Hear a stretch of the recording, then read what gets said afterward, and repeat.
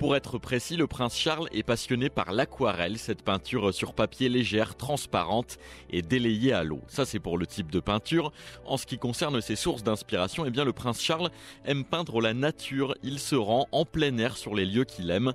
Le fils d'Élisabeth II aime les montagnes, les cours d'eau, la mer, et c'est tout naturellement qu'il peint ce type de paysage.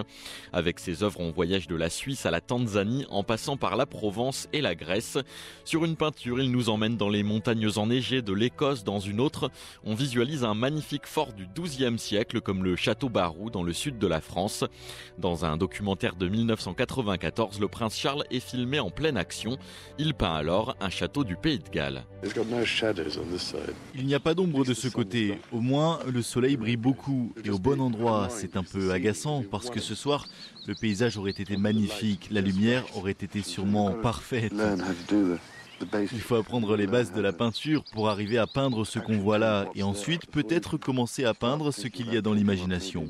C'est une bonne discipline, rien de plus.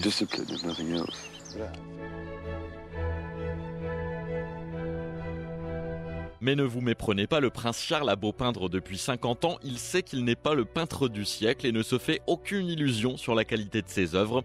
Pourtant, c'est bien la première fois qu'autant de ses aquarelles sont exposées, 79 sur plus de 600. Cette fois, ça se passe à Londres, à la Garrison Chapel. Rosie Alderton est la conservatrice de l'exposition. He really likes to paint en plein air. So he loves to be outside. Le prince Charles aime beaucoup peindre en plein air, il aime être dehors et il parle beaucoup du fait que la photographie n'a pas le même effet que la peinture parce qu'il aime capter l'essence d'un endroit. Dans une interview, le prince Charles raconte qu'il se baladait un jour dans son château de Windsor et qu'il a vu toutes ses œuvres et il s'est rendu compte de tout le travail réalisé en plusieurs décennies.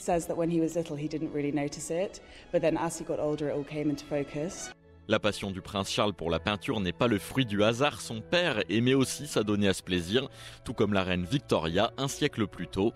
Si l'héritier de la couronne britannique consacre beaucoup de temps à ce loisir, il n'a jamais cherché en revanche à vendre ses œuvres, même si certaines ont été reproduites et vendues à des millions de livres sur Internet.